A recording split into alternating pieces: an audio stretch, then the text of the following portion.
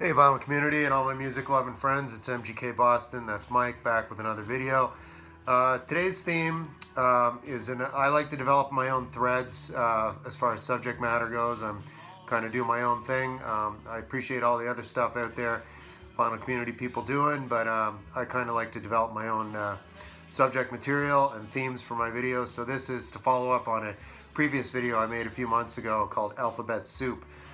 In that video I featured solo artists either with the surname beginning with the letter D or band names beginning with the letter D, and show a dozen or so releases and walk you through it.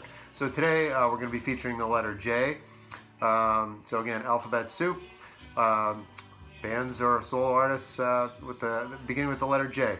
So without further ado, we'll dive right in. The late great king of funk, Rick James, there he is. This was released in 1981. It's called Street Songs. Rick James was from the Detroit area, I believe. It was on the Motown label initially. He's a bass player. Played with various people in the 70s into the 80s. He lived a pretty wild life. He died in '04. They said he had about 9 or 10 different drugs in his system. He had a heart attack. Not a laughing matter, but that'll happen if you put 9 or 10 drugs in your system at the same time. So Rick lived the wild life, but he put out some good tunes. This is the only one I have in my collection. Some of the highlights on this, there's Ghetto Life. The big one is Super Freak. Everybody knows that song. So there he is, getting busted with a couple of ladies, it looks like, in that photo. Typical Rick James. Look at that outfit. Anyway, kicking things off with the letter J and the late great Rick James. Completely shifting gears from that, the great singer-songwriter Rickie Lee Jones. Rickie Lee Jones, a bit of an anomaly in that she was kind of a folk and jazz sensibility mix, almost like spoken word at some points in it, so not a typical singer-songwriter by any stretch of the imagination. Apparently she dated Tom Waits for a number of years in the 70s. I'm not a big Tom Waits guy, but I think he had something to do with helping her get her career going. And this was, in fact, this is her self-titled debut at that, released in 1979. It's really nice. She has a really great voice. If you're not familiar, Chucky's in Love was the big single that charted on this. She's routinely cited as one of the most influential female singer-songwriters to come out of the United States in the past probably 40 years, and rightly so. It's just really a pleasant listen. Other highlights on this, The Last Chance Texaco, that's a good one. Danny's All-Star Joint. I mean, the whole thing plays real nice. Of course, as I said, Chucky's in Love, and there she is, the beautiful Rickie Lee Jones in 1979, her self-titled debut.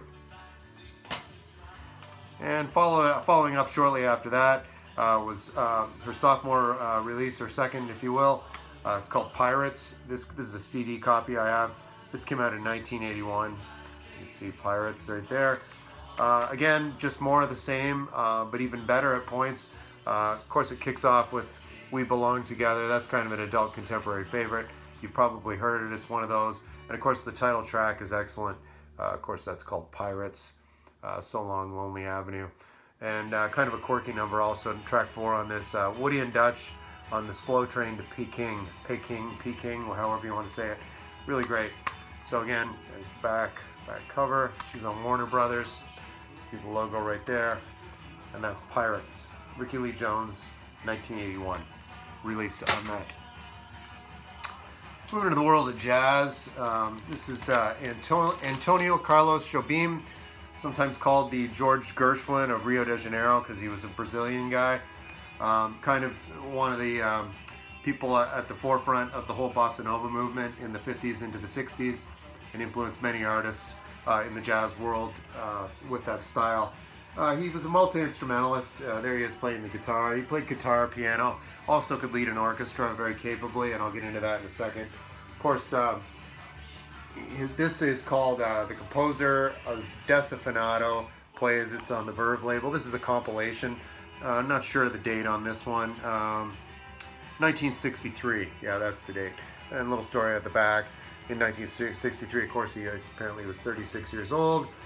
At 36, he is one of the leading figures in popular music in Brazil, and his initial work on bossa nova with João Gilberto and Luiz Bonfa has made this new music the worldwide favorite. He plays piano and guitar and composes a number of great melodies such as Desafinado, One Note Samba, and Insinatas.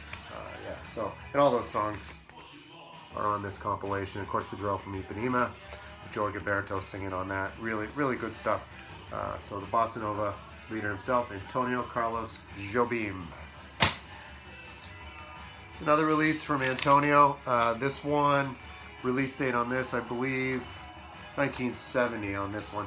Again, it's another compilation.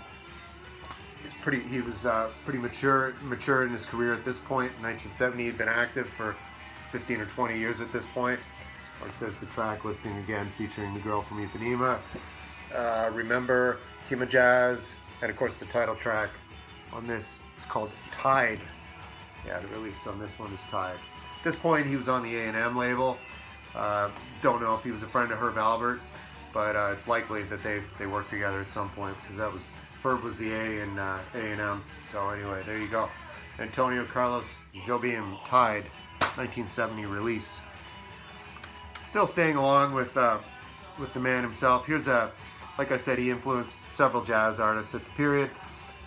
This came out in I'm not even sure. In 1964, the release on this. This is a CD copy of Stan Getz with João Gilberto, also featuring Antonio Carlos Jobim on guitar.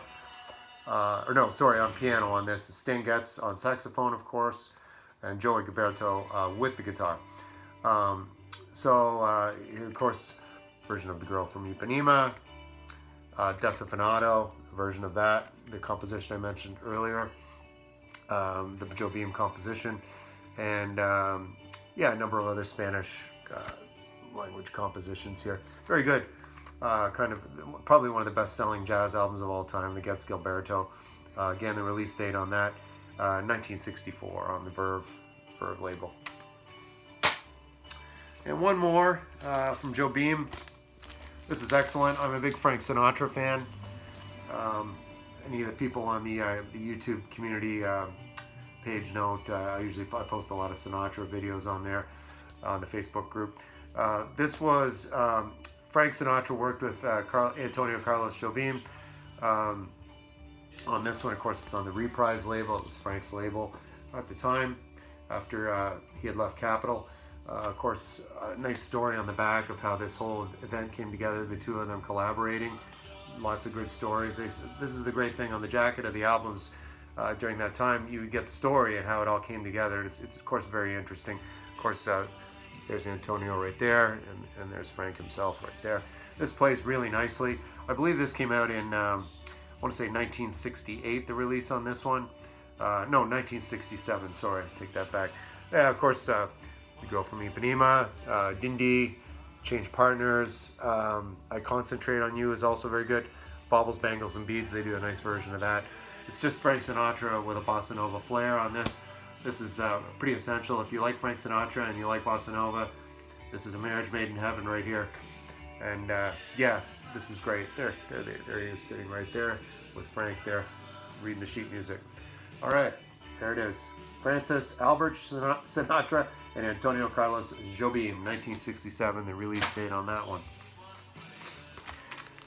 So I do have a lot of Elton John in my collection. I don't listen to it a lot. It's kind of what I'm in the mood for, because you've heard a lot of the songs so many times. But he did do a couple of concept albums. Of course, everybody knows the story how Bernie Taupin was the chief, would write all the lyrics, and Elton would do the music. And it all came together. The two of them was a partnership. This was a theme album, sort of similar to, they had done another one years ago called Tumbleweed Connection, I believe was the name of that one. So I selected, the Brown Dirt Cowboy, just because it was a theme album too. Only one charting single on this one, which was odd for Elton. Someone Saved My Life Tonight. That, of course, here it is here, this beautiful gatefold sleeve. There's the track listing. Someone Saved My Life Tonight. Yeah, last track on side A. And there's Elton, and there's Bernie Taupin right there, his collaborator. There's a young Elton. I believe the release date on this one is 1975. Yeah, that's correct. And there's his band at the time. Right there, those guys. This is in really excellent condition. I've had this for a number of years. Can't even remember where I got it along the way. And still has inside, it comes with this cool lyric book. Nice, beautiful artwork. And this is, of course, in great shape. Nice booklet here. Lots of great photos. You can see lyrics, all the lyric sheets, and a mix of old photos of Elton John, even in his high school, the house he grew up in, etc., the street where he grew up. Really interesting. And then this is just another called scrapbook. I believe it's just, of course it's a scrapbook kind of sorts. Just a collage of photos of Elton, clips of newspaper articles, stuff like that. But yeah, great. And then there's of course, a poster. I guess I never put this up, but it's pretty cool. You can see that. Captain Fantastic. So there you have it. Yeah, 1975. Captain Fantastic and the Brown Dirt Cowboy. Elton John, 1975. Getting a little honky tonk on. We're moving away from Elton and his pop sensibilities to the late great George Jones, of course. This is a compilation. I think the release date on this one, I want to say 1965. Yeah. So these are all original compositions written by George himself. There he is when he still had his flat top haircut. Really in his Grand Ole Opry days. And there's a nice note here from a radio station in Nashville. Some DJ, WENO, I don't think that's in existence anymore. Music City, USA, just a little story about George Jones. Of course, these are all good songs. They're 2-minute, 3-minute songs, country pop, if you will. There's a spiritual one on here. I love the title, Please Take the Devil Out of Me. Yeah, he would often include a spiritual number or two. That was before he became a born-again Christian later on in life. Nothing Could Stop My Love, No Use to Cry, You Gotta Be My Baby, Tall, Tall Trees, Ragged But Right. This is really great. Honky Tonk Saturday. This is great stuff. Long Live King George. There he is with his guitar, and it's in high fidelity. 12 original George Jones hits. 1965, the release on that. I have several George Jones records. I just wanted to grab a couple of my favorites. I just grabbed that one. It's a good compilation to get if you want to get his earlier stuff, like the White Lightning stuff. Plays really well. Of course, as he got a little older, matured in his songwriting, and then he was working with the great producer Billy Sherrill, who did I don't know the term for it. It's almost like not orchestral country, but he brought in strings and just layers of sound. Almost a Phil Spector of country music, if you will, Billy Sherrill.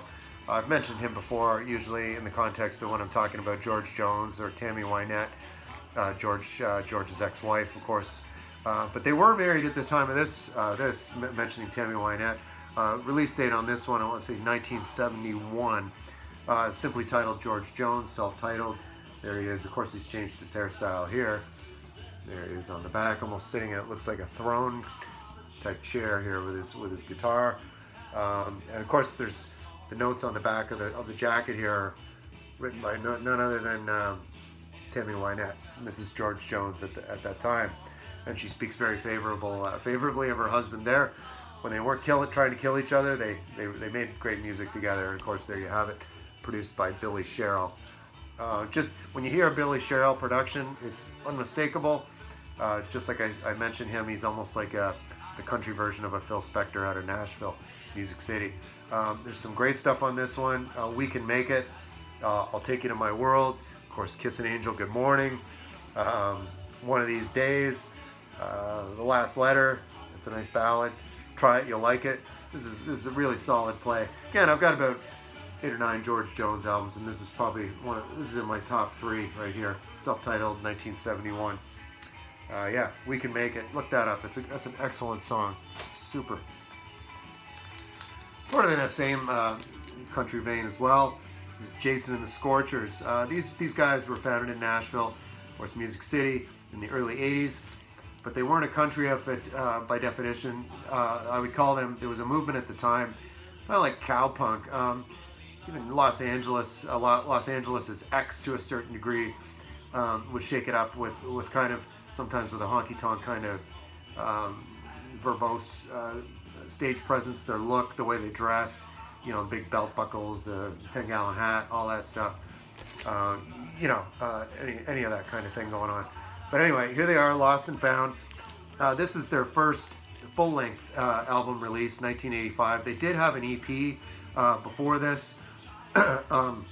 It's a 3 or 4 song EP. I don't have it. There's a really amazing version of the Bob Dylan composition, Absolutely Sweet Marie, and there is a music video for it. You can look that up on YouTube again. Absolutely Sweet Marie from their debut EP, which I do not have, but I do thankfully have this. This is Lost and Found. There's the guys in the back. I don't know if they're back of a limo or something like that. There they are. Highlights on this one, of course, Last Time Around. Broken Whiskey Glass is excellent. There's even a couple of honky tonk ballads on here, like was it Still Tied and Still Tied and Far Behind. Those could easily play on the Grand Ole Opry stage, but then the rest of this has this kind of, like I say, a cowpunk feel, real sizzling guitars, flying fenders, real great stuff. Jason and the Scorchers, Lost and Found. They did do a couple more albums after this. This is the only one I have. Listening to this again this week, I want to seek out the one after this. The name escapes me because there was a couple good singles on that one too. You could pick this up used for probably $4 or $5 at your local. If you're like me, I'm not big on buying online. I like to go to the store. Always did, always will. And there they are. Jason and the Scorchers, Lost and Found. Release date on that, 1985. So going across the pond, and it's playing in the background here. The great Pat Fish and his ongoing project at the time with various members. It was called the Jazz Butcher Conspiracy. The release date on this one, Distressed Gentlefolk, of course, the title of this was 1986. And so here's the actual liner notes for that. Let's play it right now. This song in the background, The New World. Of course, there's a cool collage of just different stuff going on. Kind of these guys, the singing and the sound, kind of almost like a Smiths quality. Currently bands of the past 15, 20 years, maybe Camera Obscura, maybe that may be another one, or Bell and Sebastian for that matter. I'm sure they would count the Jazz Butcher Conspiracy as an influence. But yeah, Falling in Love is a really good song on this. Look that up. Who Loves You Now? That's a really good pop number. Just really quirky, funny lyrics, and good vocals, good singing. And there was the current lineup of the band at the time in 1986, of course, led by, as I said, Pat Fish. So the Jazz Butcher Conspiracy, Distressed Gentlefolk, 1986, the release date on that one. Back to the United States and the San Francisco Bay Area. Journey. Journey is an interesting story. A lot of people don't know. Of course, Neil Schon was the main founding member of the band. Neil grew up in San Mateo, in the San Francisco Bay Area, and he was active playing as a professional by the age of 15. He dropped out of high school and played with a number of people, and just was active in the whole scene around San Francisco at the time. At one point, even I think he joined Eric Clapton on stage, as the story goes.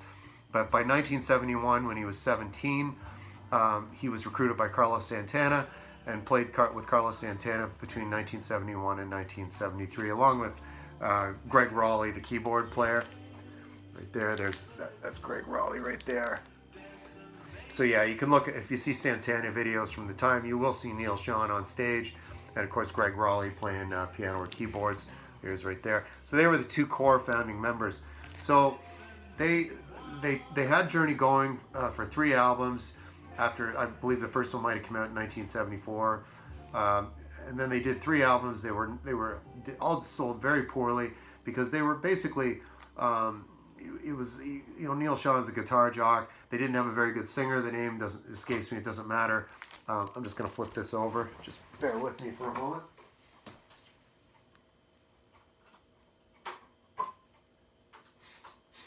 Never have too much Jazz Butcher, right?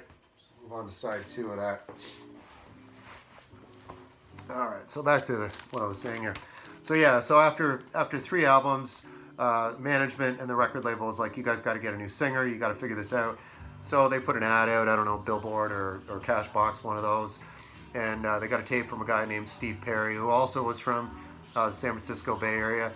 Initially, because Steve Perry had more of a pop sensibility, the blend with him and Sean, they thought it wouldn't be successful. But once they got in the studio and wrote a couple of songs together, it was a success. They were a mega success, as the story goes, and they are now and always probably will be staples on classic rock FM radio, and rightly so. When I was in middle school, I bought all these records when they came out, and then when I got later on into high school and into college, I went more into the alternative route, away from this kind of music, more into punk and alternative was my thing. But when I was 11, 12, 13 years old, Journey were the shit for me. I thought they were awesome, and I still think Steve Perry's he's still listed in the MGK files is one of my top 5 favorite vocalists. I mean, he's just you can't take that away from the guy. Just incredible. So anyway, this was the debut. It's called Infinity. The release date on this one was, I want to say 1979. No, 78. The release date on this one.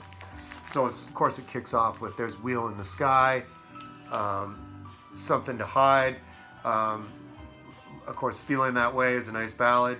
"Lights" is another ballad. I mean, there's one thing Steve Perry can do is a power ballad, and of course, "Anytime." And this was produced by a guy named Roy Baker. He'd worked with Queen and Nazareth at this point, so they had a really good, top-notch producer, and came in and pumped this out again in 1978. This is, in my opinion, like I said, there were 3 Journey albums before the Steve Perry incarnation of the band, and then you have this, which is, in my opinion, this is the real Journey debut. Again, Infinity, 1978, the release date on that. And on the inside, actually, back to this, yeah, you would get, of course, the lyrics, right? Which is nice. Yeah. Oh, "Wheel in the Sky," just a great track. If you've heard it once, you've heard it a million times, but once in a while it just goes down great, like a chocolate milkshake. What can I tell you? There was another album in between Infinity and Departure, which I'm about to show. That was called Evolution. I do not have that in my collection, I should note. Kind of doing these in sequence. And of course, again, this is Departure. Release date on this is 1980. I don't know who was doing their album artwork, but pretty great stuff. Yeah, there they are on the back. A lot of hair there. And of course, there's Steve Perry down in front. And of course, there's a young Neil Schon. At this point, Neil Schon was barely in his late 20s and had a pretty successful career as a guitar player. Of course, there's Greg Raleigh, keyboards, and there's Steve Smith, the drummer, and Ross Valerie, the bass player right there. Yeah, so yeah, Departure. Inside here, this cool photo of the band right there. Of course, there's Neil Schon right there. And there's Steve Perry rocking a fur coat. Didn't know it got that cold in San Francisco, but I guess, it's fashion, right? There they are, looking very 1980 indeed right there. There's the band. And of course, right there, join us for our departure into the 80s. So that's kind of a play on the title of the album, of course. Right there, it's Departure. So yeah, that's good. All of it's good. It's funny, I kept all these from my youth, and I'm glad I did. They're all in I'd say very good plus for the Discogs description condition. Not a scratch on any of these, and none of them were warped. They're almost in the condition I bought them from Sam the Record Man back in the day in my hometown of Brockville, Ontario. Of course, like any band at the time, a live album was kind of essential. Once you got a couple of studio albums under your belt and you had a number of singles, out you went on the road and cut a live album. In this case, this is a double album. This is called Captured. This was released in 1981. Another Captured. Really cool artwork again on this. Yeah, nice gatefold sleeve. There they are right there. There's Greg Raleigh on the keyboards. There's, of course, all the band right there. You can see a nice collage of photos. And somehow, they put the cover of the album right there in the center. So this was recorded, I believe, across a number of venues across the United States at the time. Yeah, of course, you could join the International Fan Club. I was only ever in one fan club in my youth, the Kiss Army. But yeah, a lot of people would join fan clubs, and you'd get a newsletter mailed to you once a month, you know, back when there was no internet, you know, and you used the old snail mail. A lot of great photos of the band on stage. Of course, there's Neil Schon right there jamming out. Very underrated guitar player because, you know, he doesn't really show off his chops all the time with Journey because it's really polished studio sound, but the guy can play. There's no doubt about it. So again, a nice gatefold sleeve. This is captured, and there's the band on the back. So at this point, they, as I said, they had a number of hit singles under their belt, and they're all here. Of course, Feeling That Way, Any Way You Want It, right there. Any Way You Want It, I'm sure you've all heard it at some point. Every time I hear that song, I think of Rodney Dangerfield and his big ass golf bag in the movie Caddyshack, and they're out on the 5th or 6th hole, whatever, and he's got this big stereo, he's got this tripped out golf bag, and he starts, boom, it fires it up, and they're playing Any Way You Want It by Journey. Of course, that movie was released around this period, around 1981, 82, but again, you've probably seen the movie Caddyshack, but with the comedian Rodney Dangerfield. Excellent.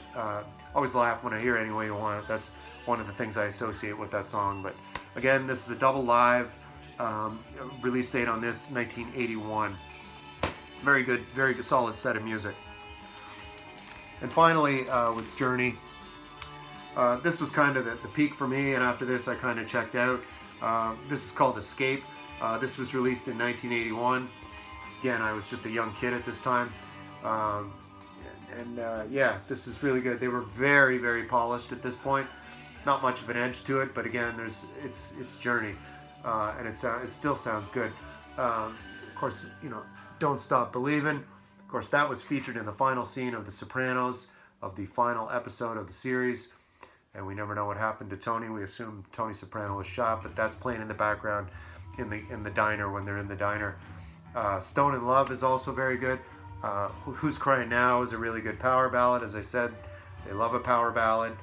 And of course, Open Arms finishes the whole set off on side 2. Another ballad on that one. A lot of slow dancing in high schools at the time, but that was those songs. Journey, Escape, again, that was released in 1981. Of course, the follow-up to that was Frontiers. I do not have that in the collection. And then they had another one called Raised on Radio, which was exceptionally poor, and I do not have that. But Frontiers had a couple of moments. I had that on cassette at some point. I don't know where it went. Of course, it's long gone at this point. A lot of years have passed. So going back across the pond to England, kind of one of the biggest artists of what's called the post-punk period. Of course, I'm referring to Joy Division. This is Unknown Pleasures. This is their debut. This was released in 1979. Of course, this is a compact disc copy right there. Very minimalist artwork. Of course, just simply Joy Division, Unknown Pleasures. And then you open it up, and there's the track listing right there. Of course, kicks off with Disorder. That's an excellent track. Of course, She's Lost Control is on this. Shadow Play is on this.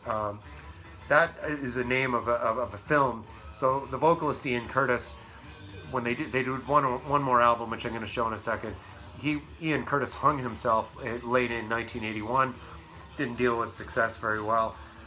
Suffered from depression, obviously, and that was the end of Joy Division. But I'll talk more about that in a second. Of course, Unknown Pleasures, the name of this release. Joy Division, 1979, and their debut. A follow-up to that was released the following year, again in not the following year, I believe. No, this was 1980, of course, sure. And Ian Curtis died later in 1980, not 1981, as I said a moment ago. Kind of interesting cover here. Don't know what's going on here. It looks like almost like some kind of religious ceremony here, but it's called Closer. Of course, they were on the Factory record label and distributed by Polygram around the world. Just, again, minimalist artwork. Of course, on the inside, very minimal minor notes as well. Of course, they were produced by Martin Hannett, who later went on to produce the later incarnation of Joy Division, which was New Order. Of course, Atrocity Exhibition is great. Isolation is excellent. A Means to an End. Probably my favorite track on this album. It's called Heart and Soul, followed by 24 Hours. Both of those are excellent. Listen to those in sequence, where they kind of lend to one another. And they're all available on YouTube or Spotify or whatever your choice of Poison is. You'll find those out there. Again, Heart and Soul and 24 Hours. 1980, the release on that, Joy Division. So, of course, bass player Bernard Sumner and, bass player Peter Hook, guitarist Bernard Sumner, and the drummer's name, who escapes me. They went on and, of course, formed New Order, and then there was a female member married to the drummer. Again, I'm sorry, I'm not remembering the names off the top of my head right at this moment. But within a year or so, they had formed New Order, and New Order is still in existence, still playing the big summer festivals in England, and can still draw a pretty big crowd. I have a bunch of New Order, but again, their name doesn't start with a J, so I'm not going to tie that in today. Maybe when I do one on another video with the letter N, we'll talk more about New Order. But again, the surviving members after Ian Curtis's suicide went on and did have much success. And one more from Joy Division. This is a compilation. This came out in 1986 or 87. No, 1988. I'm way off there. Again, and you can see here it was available at the time on LP, compact disc, or cassette. This is called Substance. Again, it's a compilation of their works, again, between 1977 and 1980, as their career was very short-lived. There's a couple of different versions of the tracks that I mentioned earlier on this one. Again, minimal artwork, but kind of cool on the inside. You can see Joy Division, Substance. There it is. Yeah, of course, Warsaw is a song that wasn't on either of the two albums I mentioned earlier. So that's one. Auto-Suggestion was not on those releases. Different version on here, a Transmission. But yeah, it's a good little compilation. Again, Factory was a huge label at the time. And again, all this stuff was produced. Their longtime producer was a gentleman named Martin Hannett. Not sure what that thing is. It looks like a spear tip on the inside of the sleeve here. But yeah. And that's Joy Division, Substance, a compilation, 1988. And rounding things out for the letter J, we're really traveling around the world today. This was an outfit from South Africa. They're called Jaluka. There was a British dude by the name of Johnny Clegg. He went down there to Johannesburg and collaborated with some of the locals and put this out. So it was Johnny Clegg, and Savuka was this other guy's name, so they called it Jaluka, the two of them. This is called just simply called Scatterlings. This was a Canadian press of this. When I was looking it up on Discogs, there's several different covers to this. I mainly bought it at the time. I bought it used when this came out. This came out in 1982. I bought this a year or two after that. And of course, there you can see South Africa circled on the map. The main single on this is Scatterlings of Africa. That's a really nice song. Look that up. And the rest of this, I wouldn't call it world beat, but there is a lot of different percussion. There's even some steel drums, different stuff like that. Worth looking up. Yeah, you can see there's the Maple Leaf. This was, again, like I said, Canadian press of this. Again, Jaluka, Scatterlings, and the title track, Scatterlings of Africa. I would suggest you look that up. So, keeping things around 30 minutes today. That's it for the letter J. Didn't want to drone on too much. So, Alphabet Soup. Anybody else out there in the vinyl community, I challenge you to make a video similar to this and pick a letter and just show us what you got. And, everybody keep listening to great music. This is probably my last video of the year as we're entering the holidays. We're doing some stuff, getting out and about, seeing friends, which is what you do this time of year. So whatever you're celebrating, Christmas, Hanukkah, whatever floats your holiday boat, I hope you have a good one. And I'll see you next year. Thanks, folks.